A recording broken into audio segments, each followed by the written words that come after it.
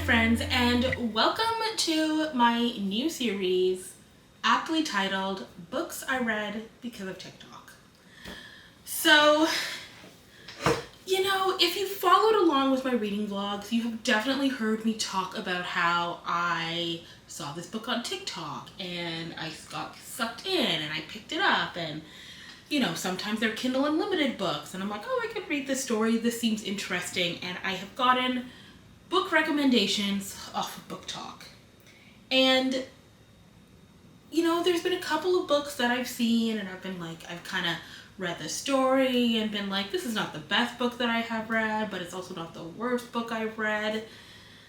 There was a book last December that just absolutely killed me with how much it was raved about, but how there seemed to be a bit of a disconnect between the story and reality, even though it was based in reality. But I'm sure you guys could figure out which Christmas hockey romance that was. So over the past few months, it's kind of been in my mind that I should do this series of just books I was recommended from TikTok and dive a little bit more in depth about what those stories are. And I'm not looking to bash authors. I am not looking to say this book is absolute trash and never read it.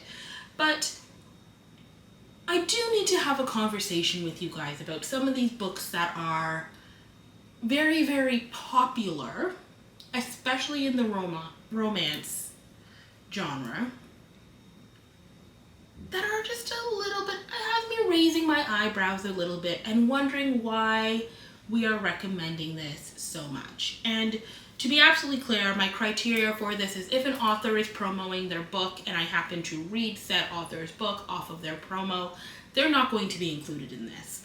I'm talking more so books that have these massive followings behind them, or people talk about, oh my god, this man is the ideal book boyfriend, and I read the book and I'm either absolutely wowed and falling in love with these characters, or it's a fun new book for me to read, or I'm reading the book and I'm wondering what I'm reading.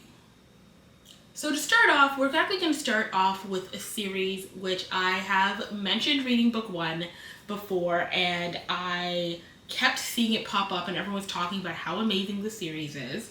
And then I saw them in a bookstore and there's a huge display for them.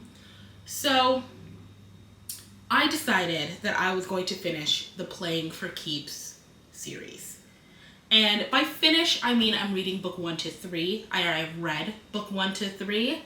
Book 4 is not out yet. It is questionable if I will dive into book 4. But today we are going to be discussing books 1 to 3, my thoughts on all of them individually, and quite honestly, they're not all bad. I don't necessarily think that they are books I would be recommending to people, but they are not, all three of them are not the worst books I've ever read. There are some redeeming qualities, and I'm just going to share my thoughts on these books with you guys, basically. So let's get into it. The first book that I actually read was Consider Me, which is book 1 in the Playing for Keeps series. This is what started it all for me. And book 1 is called Consider Me. And it follows Carter and Olivia. And that was just a 2-star read for me. And quite honestly, this book is long. I don't know what the plot of the book is, other than the fact that Carter chases Olivia and then they get married at the end of the book. There's more happens, but to the point that I actually need to read the synopsis. So let's do that, and then we can get a little bit into my thoughts on the book in general. So Consider Me follows Carter Beckett, who is the NHL's resident bad boy, top player, both on the ice and in the bedroom, and quite possibly the sexiest man to ever grace my field of vision. But worst of all, he knows it. He's arrogant, self-centered, and the man doesn't know what a filter is, let alone how to use one. He's had everything served to him on a silver platter, including endless strings of women, and apparently I'm up next. His only problem, I have no intention of falling for his charm. I have the solution to all my sexual frustrations in a drawer at home, and is far less complicated than Carter Beckett. Sure, he may be pretty, but he's also a walking talker reminder for you to wrap it before you tap it. But then I start letting my guard down. He starts showing me pieces of himself I have no intention of seeing. The bricks surrounding me may be tumbling down one by one, but I'm not sold yet. Which means for the first time in his life, Carter's the one begging. For my time, for my trust, for a single chance. For me to just consider him. So this book is largely loved, I should say. I keep seeing like, Carter is a great book boyfriend. Carter is absolutely amazing. I can tell you for me, I found Carter absolutely insufferable. I found him incredibly immature. And I actually questioned his ability to understand consent. So our female main character, Olivia, repeatedly tells him no, and he repeatedly forces himself on her, which is not endearing to me, especially in the age of, consent and us being very aware of consent. I don't think it's attractive for a man to have someone say, no, I do not want to see you, I do not want to date you, and then they pop up in that person's personal space at all times. So that was a little bit of an issue for me. Our female main character, Olivia, also has this I'm not like other girls attitude about her the entire time. She is different than everyone else. She's not the same as them, but she actually is the same as everyone else. Like, it's just kind of like, you don't win points for not being like everyone else. Like, you're just a person. And also, her personality through the entire book can best be described as short. She talks about how she's 5'1". He talks about how she's 5'1". Everyone talks about how she's 5'1". Her friends talk about it. Like, it's just, every time you talk about this girl, it's that she's short. Her short legs, she can't reach this, she can't do that. She's a PE teacher and she can't reach the top of the volleyball net. She's gonna have to jump. People hold things out of her way so that she has to struggle to achieve it and reach it. It's just one of those things that's just like, we get it. This girl is shorter than average, but it's mentioned so often that actually starts to feel like her only personality trait. It's just that she is short. I also found a lot of the characters in this book highly immature. So Olivia lacks maturity a lot. Carter definitely lacks maturity, which we will get into later because there's a lot there, and he's in book 2 and 3, but Carter especially lacks maturity. His mom lacks maturity.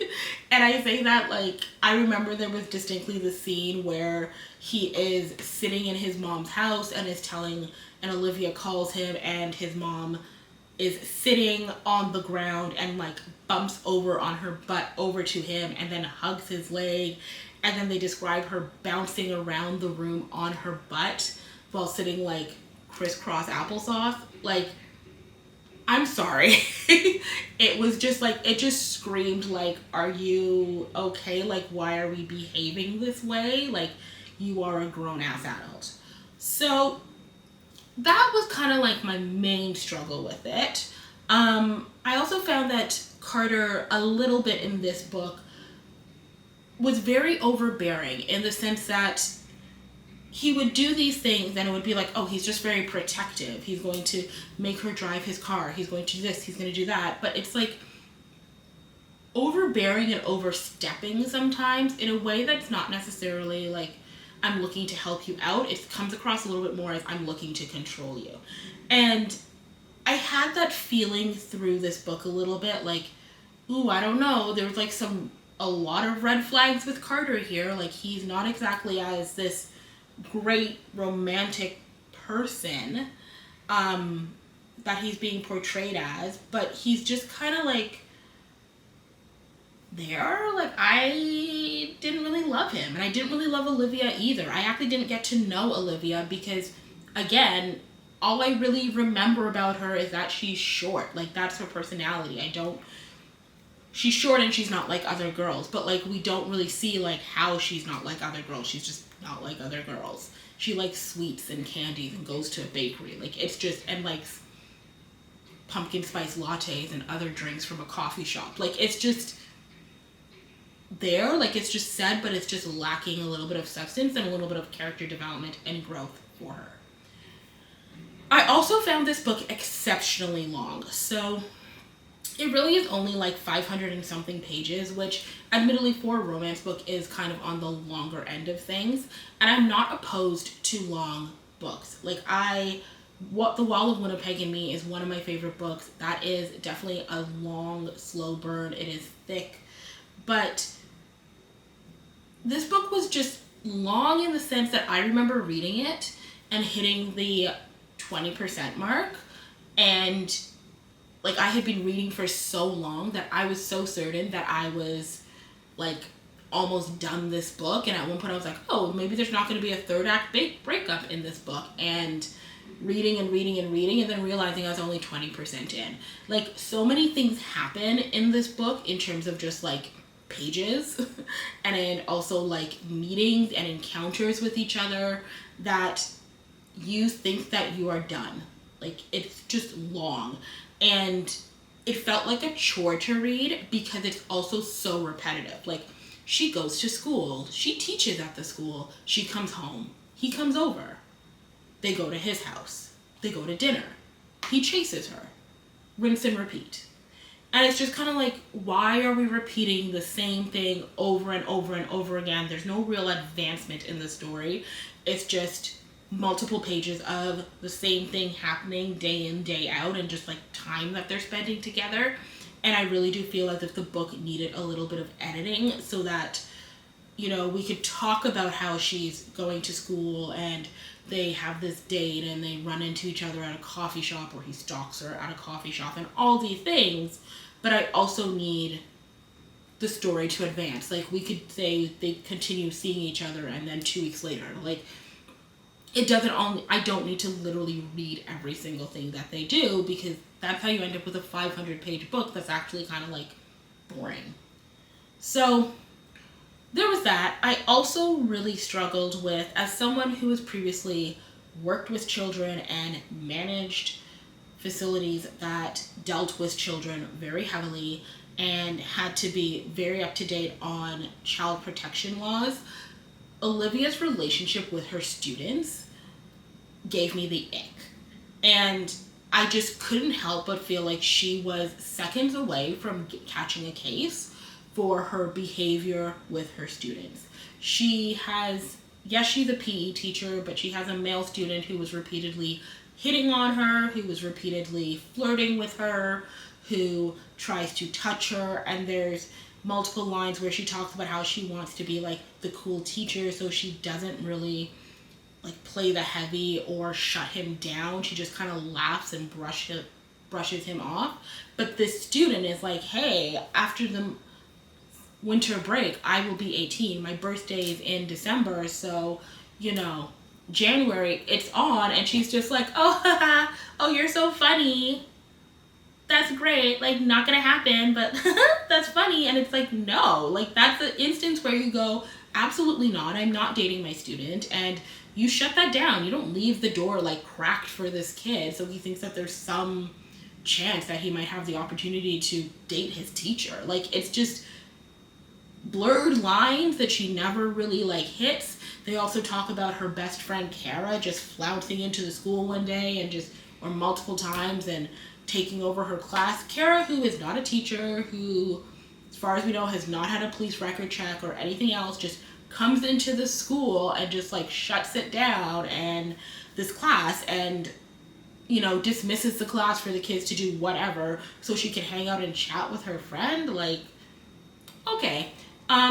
There's just like little things that I found sometimes kind of like took me out of the story and made me really struggle to read it. And because the story was so slow moving, I wasn't able to brush past these things as much because it was repeatedly happening and nothing else was happening in the book. So you're like, okay, this does not work. Like in reality, this would not work.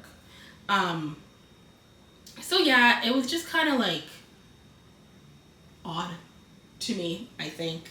But Consider Me by Becca Mack, the first book in this series, was a 2-star read for me, and I thought I was done at that point. But then I was like, everyone loves this series, and she has 3 more books in it. Like, one of them's coming out in a month or two. Maybe this is like an ACOTAR situation where like the first book is okay and good, but then like the second book is great. So I decided that I was going to read book 2. And book 2 honestly was the redeeming factor for me. It is still hella long, like painfully long, but I actually cared about the characters in this one. So book 2 follows Jenny, who is actually Carter's sister, who we are introduced to in book 1 as well. And Garrett, who is don't really remember what he plays. But he plays something on the team. He's a player on the team. And essentially, Jenny is, I don't think I mentioned this, but Carter is actually the captain of the hockey team. So everyone knows that you don't go near the captain's sister. It's like a brother's best friend romance. It's like a forbidden romance. Whatever, captain's little sister. Like, it's just one of those. So it's a trope that's like, you know where this is going to go. You know it's going to be fine. But essentially, Garrett thinks he's found the perfect person, but she's the only one he can't be with. Garrett Anderson knows that playing professional hockey requires absolute dedication to the rule. There's just one rule he's finding difficult to follow: stay away from his captain's younger sister. As a professional dancer, Jenny Beckett knows what it takes to excel. She prides herself on being every bit as confident and bold as her brother, sassy as hell, and the only person in charge of her pleasure. No wonder Garrett can't stay away from her, even if he forgets how to form sentences whenever she's around. Jenny would rather avoid her brother's teammate, especially after several embarrassing run-ins, but suddenly they're neighbors. And as the connection between them grows, Garrett and Jenny decide to have some fun, no strings attached. Between their busy schedules and her brother's disapproval, they know keeping things casual and low-key is the smartest play. But what if their feelings get in the way? After all, they're only supposed to be playing with each other. So, like I said, this was a 3-star read for me. So it was like an enjoyable read. I liked it.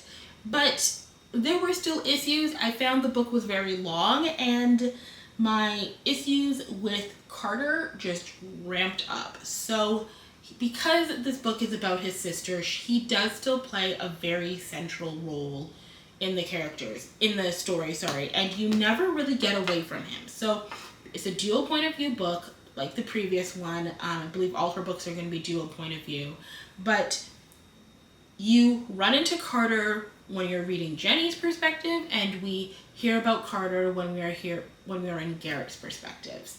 And the problem is Carter is problematic, which we established in book 1, but he just kind of doubles down on it almost, and his protectiveness towards his sister is overbearing. He's so kind of like cruel to her at times. Like, he does not see her really as an adult or a person, and it's tried to be explained as if like he is that way because their father died when they were younger, and he kind of had to turn into a protector and almost like help raise her. But the reality is that like he kind of takes that a step too far. And even when she's talking about like, I can do this myself, he pounces and he doesn't listen to her. And he's just like, you don't know what you're doing. So even something as simple as like, oh, she's feeling sad, Garrett, can you go over and check on her? Or she says she's fine. Or Garrett, you're going to drive my sister here. You're going to do this. You're going to do that. And it's like, this girl is like, I'm fine. I can take the bus. Like, I'm good.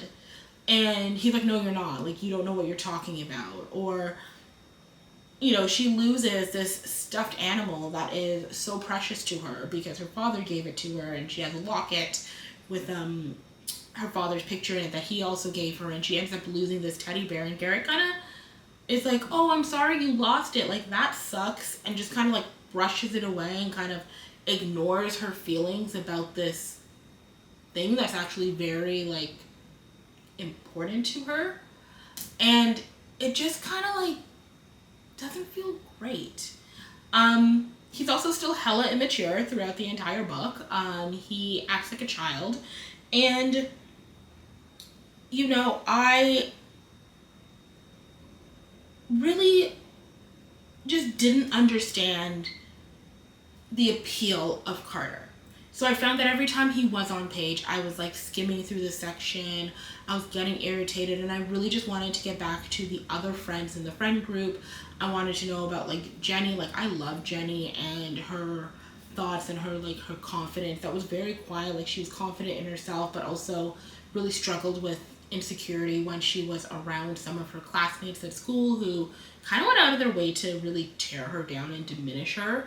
And it was nice to see her growth from trying so hard to fit in with these group of girls who would not invite her to places and talk about it and just be like really catty, mean girls around her, to being in a situation where she just thrives, and towards the end of the book is like, I don't need you guys, like this is stupid, like I hope you guys do better in your life than continue this way because it's not worth it. And I think that's something that's so relatable. Like, we've all experienced these unfortunately experienced women who decide that they're going to tear others down to kind of make themselves feel better even through adulthood. And it's like, what's the point? Like, you can lift others up. Like, you could just be a decent human being. So it was nice to see her kind of have her moment of growth and everything else there. But unfortunately, her brother never has that. And, you know, his reaction to when he does find out that she is, has like friends with benefits or is dating Garrett is actually so immature and actually made no sense. And he essentially, and like this is a bit of a spoiler alert, but he finds out that the two of them have been hooking up by coming into her apartment. Like, admittedly, he paid for the apartment for her, but he just late at night one day comes into the apartment and finds the two of them together, and then he just goes really silent, gets really mad at Garrett, gets mad at her, storms out, ices her out, and doesn't have a conversation with her at all. And then, because he's captain of this hockey team that Garrett's on, this Vancouver like NHL level hockey team, he then turns around and talks to the coach and gets Garrett, who's a star player for the team, he gets him bumped down to the second line so that he can underperform, and repeatedly talks about how he's not performing as well, maybe we need to keep you back.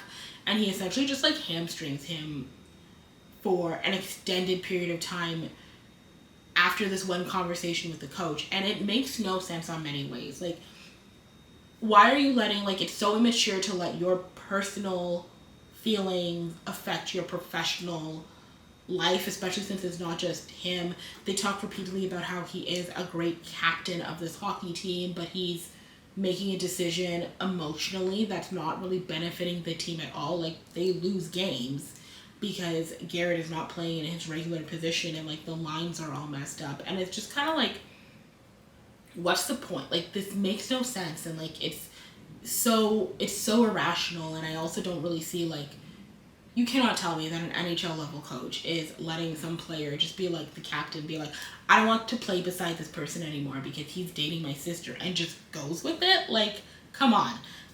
These are multi-million-dollar, multi-billion-dollar businesses. They're not letting their captain make a decision that affects their money like that. So that was a bit kind of odd to me while I was reading it.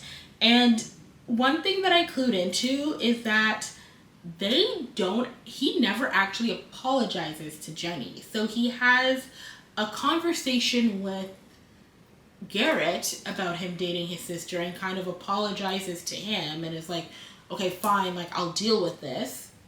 But then he never actually said that to his sister. He just kind of like lets them continue, like, and they were still dating anyways, but he just kind of like doesn't say anything to her. Like, there's never an apology on page or even off page that is referred to. It's just like, I'm gonna talk to my friend, but I'm not gonna talk to my sibling about this. Like, that's a little bit odd to me, and I just found it a little bit controlling, and like, I have to give the man permission, but I don't need to talk to my sister about this at all. Like, I don't know. It was just weird.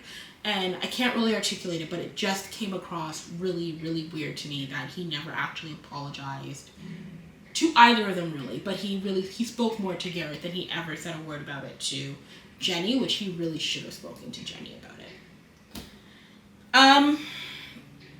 All that to say, I really did find Garrett and Jenny's relationship to be exceptionally cute and enjoyable.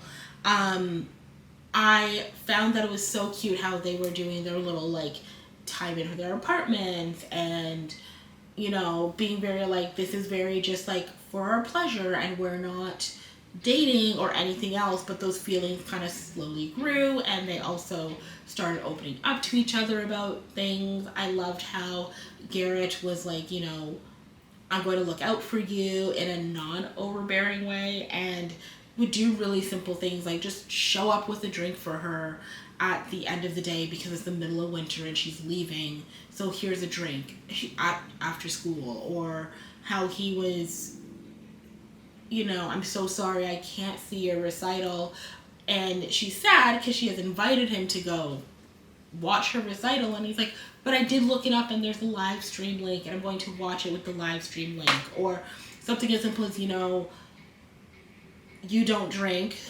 so I'm not going to drink when I'm with you, but I'll drink when I'm with the boys, and like, we're doing our own thing. It just seemed so innocent and adorable, and I really did see how the two of them kind of like grew together and got better, which is kind of nice. I still think this book is way too long, but it was a much easier read than book one because I actually liked our two main characters as much as some of the background characters were kind of annoying and repetitive. Like, we still hear, because Carter's there and his wife, we do hear about how, like, our girl from book one is Ollie. We hear Olivia. We hear about how she's still short. Like, that's still the thing. And then I didn't notice this as much in book one, but I noticed it in book two and book three, that they spend a lot of time talking with their mouth full. So you get a lot of things that are written in kind of like gibberish, like as if someone was saying, like, it makes sense, you can read it, but it's like a continuation of a sentence as someone talking with food in their mouth. And it is constant. Like, they will talk about, oh yeah, so, you know, are we going to go down to the pond today? Because, and then it'll literally say, stuffs into mouth, because I really want to go see that pond. And it's like, could you not finish your sentence? And everyone does it. Like, all the characters talk with their mouths full. And it's like, did no one teach you not to do this? I don't know. It's just, it's so weird to me that it's like such a thing that they're shoving food in their mouth and talking at the same time. And I'm like, why? Why are we doing this? But I don't know. And then it's funny, I have a little note here. I actually started doing an Oreo count because they talk so much about Oreos in book one and book two, because Carter and Jenny and they all love it so much.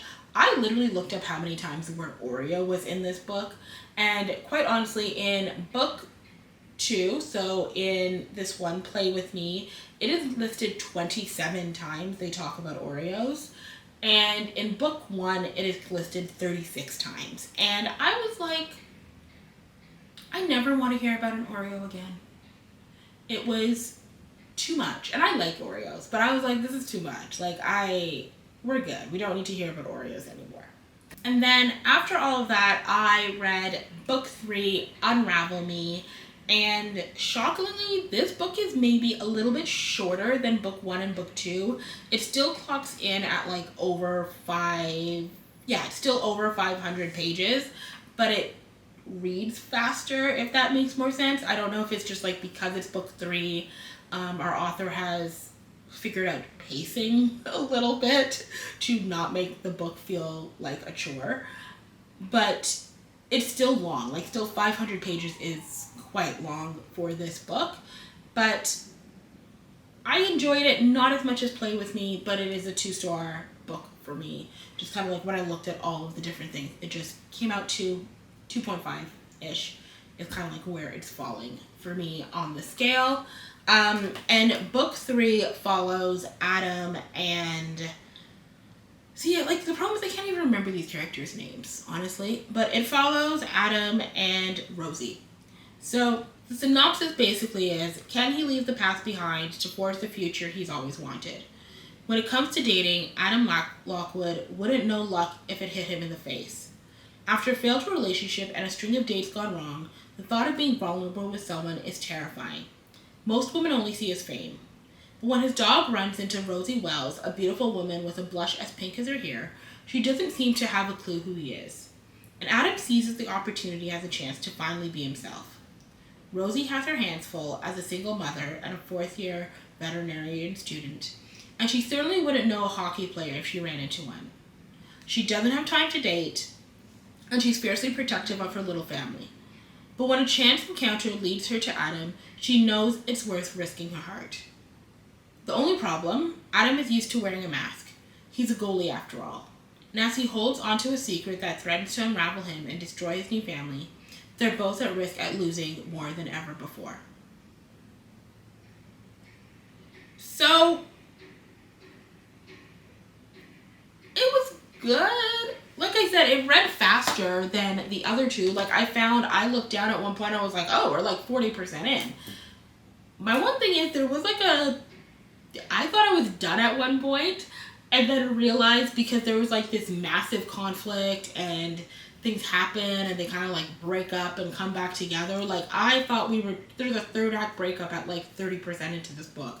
So I was like, oh no, we are in for it if they're already breaking up and having this like big issue and trying to resolve it. And it's fine. It ends up all working out. Like, it's still a quick read. It still took me 3 days to read this book, but it's still a quick read. But I just really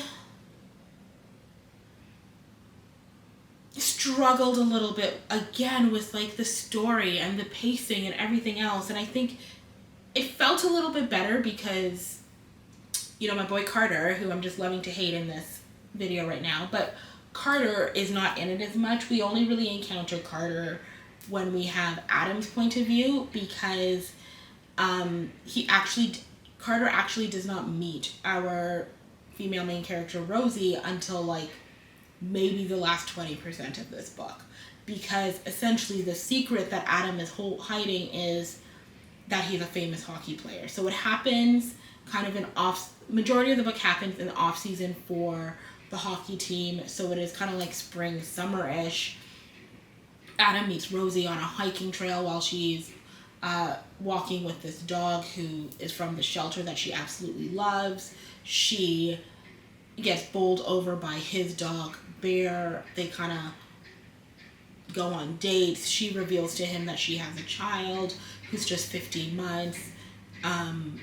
Adam goes all in with her, and he tells her that he just works for a professional hockey team. He travels a lot. He works with professional athletes, which is not really a lie, but it's not really the full truth. And she goes for quite some time never really knowing any details. Like, she doesn't know that he works with hockey athletes. She doesn't know that he works for the Vancouver NHL team. She just knows professional athletes, takes it at face value, and goes from there. So it's when he shows up right as the preseason starting at her work one day to give her flowers, and a coworker is like, yo, that's Adam Lockwood. She suddenly clues in like, oh, he's like actually a really big deal. And big deal in the sense that he's like superstar of this hockey team, has everyone super excited because he just signed on for another year, a contract for another year in the like tens of millions of dollars. Like, he's one of the highest paid hockey players in this league. Like, he's a big deal. So her not paying any attention to anything is kind of like a bit of a red flag. Also, this man, like, she goes and spends time at his massive house, like, talks about how it's so beautiful. There's a balcony, there's a bathtub, there's this, there's that. There's like 5 bedrooms and 5 bathrooms and this insane pool, and he's like, here, you could drive one of my cars. And she never like clicks into the fact that this man might have like money. But you know, she's just head in the sand, la la la. So it was interesting. I did find that they are very like insta love in this couple. Like, they literally go on this hike, meet each other. He stops by her house, meets her son, and then they're like, oh my god, we love you. Like, her son also calls him dad from like first meeting, which I found kind of weird. Like, he literally opens the door, sees him, and goes, dada, but doesn't call his own dad. Like, it was just like, what? Like, just out of nowhere, this kid's like, daddy. Never calls his own dad that. I did kind of like raise my eyebrow a little bit at how Rosie keeps dropping her son Connor off at his actual dad's bio dad's house. And then seems to be like irritated when bio dad does not care for or give up anything about his child. It was just kind of hard to read because she like drops him off and he's like, oh, put him in the playpen. I'm just like playing PlayStation with my friends and all his friends are over. And she goes and the kid's absolutely screaming and she puts him in the playpen, and then the dad is like, oh, he's like so loud, and dumps all his toys in the playpen, and the kid's screaming bloody murder, and he's like, oh, I'm just gonna continue playing my game with my friends. Like, they don't even look at this child, and she's like, okay, bye, see you later. Like, really? It's just like many red flags with this man. And every time she like drops the kid off with him, there's red flags. There also doesn't seem to be a custody schedule, which was a little bit weird because then the dad refers back to a custody schedule at one time. I don't even know. But it just, I had to question her motivations to continue dropping her child off with someone who does not seem to care about her child, and she knows he doesn't care about her child. And then something happens, like the kid gets injured while with him, and she's like almost like shocked that something happened. And it's like, but he gave you all the signs that this was going to happen and that he was neglectful and would leave your child in his apartment by himself. Like, he does not care about the kid. Like, we know this. So I found that a little bit odd. And then I also really struggled with how things were just kind of like brushed over and foreshadowed a lot, like heavily, but then they're not really like followed up on. So, and that could be like a pacing problem with the book. Like, there is a fake pregnancy that, actually it's not fake, but there is someone who comes forward and tells Adam, like, I am pregnant with your child. And I knew from like minute one where that was going to go. So his ex-girlfriend shows up in the first like 3 chapters, and it's like she's referred to as the devil. They talk about not liking her. It's this whole thing like, we do not like Courtney, and she goes away into the background for an extended period of time. We never really see her on page again, but she constantly gets mentioned, and then all of a sudden she comes out of nowhere and calls him and is like from a different phone number because he's blocked her, and is like, hey, I need to speak with you. We need to have a conversation about stuff before I decide to go to the press with this. And he's like, I don't want to speak to you, and just hangs up the phone. And then she goes to his PR, his publicist, and says the same thing. And he's like, I don't want to talk to Courtney. Like, I don't like her. She has nothing that she can want to tell me. And the more and more this woman tried to make contact with him, and the more they were like, thank God she's out of your life, she's the worst. I was like, that woman is having a baby. Like, I just knew from minute one. I was like, that woman is pregnant and she's going to pop up all of a sudden and be like, this is your kid, and it's either actually going to be his kid or it's not going to be his kid. We don't know. And sure enough, when all of a sudden she pops up in the middle of a gala with a baby bump, I was like, she was pregnant. And they're like, how did this happen? And I'm like, she tried to contact you.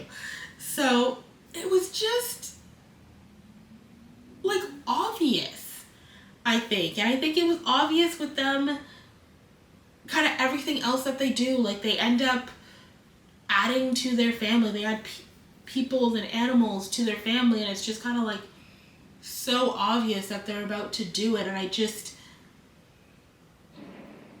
kind of wish, and like, yeah, I have to say it's a pacing issue. Like, I just think that dog who's at the shelter that she's walking for an extended period of time and is there throughout the book from their first meeting is like, just adopt the damn dog. Like, and I have to say that because it's like, we know it's going to happen. So why does it have to happen in the epilogue? Like, you guys, this should have happened, or like in the final chapter if it wasn't the epilogue. It's like, this should have happened sooner. Like, you could have dropped this morsel about them choosing to adopt, or him, because it's really Adam who adopts the dog and doesn't tell her until she comes home crying because the dog is not at the kennel anymore, and she finds out, like, she's gutted that this dog is adopted. Like, it just feels like you could have chosen to adopt the dog maybe like 75% of the way through the book and add something new in there, instead of like, all these strings feel as if they're going to get wrapped up in the final chapter. And as a reader, I was wondering when these things were going to happen. Like, I knew that they most likely were going to adopt this dog. Like, you don't have this dog that you're taking out every Saturday to go on hikes and bringing over to your house for Christmas and, you know, swooning over all the time. You don't have an animal or like a pet that you feel that attached to and not end up potentially adopting it, especially when you have the money and the space and the means to do so. So at one point I did genuinely think, I was like, if they do not adopt this dog, like, that's what I'm so mad. Like, they have to, but it's like, it happens very rushed, and it feels like oh shit, like, someone maybe told the author that you need to have this dog be adopted so that it like closes off that loose end, if that makes sense. But yeah, I don't know. The series was good. It was just not the greatest thing I've ever read. And I really do think that book one was not great. And I have to seriously say that none of these men are kind of like a book boyfriend for me. Like, they all have their flaws. All the women have their flaws. And I know that's very realistic to real life. But I just found that I was so taken out of the story at all times and thinking so much that and also like kind of bored while reading, except with book two, like Play With Me, I was a little bit more engaged in that it just really made me kind of question the series as a whole. So yeah, that's it. It's just kind of a book I read a series, I should say at this point, that I read because of book talk. I actually do not know if I will be reading book 4 of this series, even though it does seem interesting. Part of me wonders if my issue with this series is more that I don't enjoy Carter. So books that he has a very heavy presence in, such as his book and his sister's book, are very difficult for me to get through because he's there and I just really, really struggle with him. So because book 4 does go on another character and a new, it follows another member of the hockey team. It's like a forward or a defenseman or something. And the team photographer, I have to question if maybe it would be a little bit more palatable to me, because hopefully the photographer at least has a different set of friends than people who are just fully immersed in the hockey world with Carter. So I don't know. We shall see. You will find out in one of my reading wrap-ups if I decide to read Fall with Me. But yeah, let me know if there are other books that you think that I could read. I do have like a couple of, for the series, I do have a fairly good idea of some of the books that I'm going to be talking to. So I don't know how many like volumes or episodes it's going to be in total, but it does seem like a fun way for me to talk a little bit more in depth about some books than just my reading wrap-ups. But I do know 2 or 3 books that are going to be coming up soon that I will be talking about. But if there's any other recommendations of books you loved or liked or found very interesting, intriguing, what have you, that you read because of TikTok or like a booktube recommendation, please let me know in the comments, because I'm always looking to add to my to be read pile and can't hurt. But that's all for today. Until next time, I hope you guys have a great day.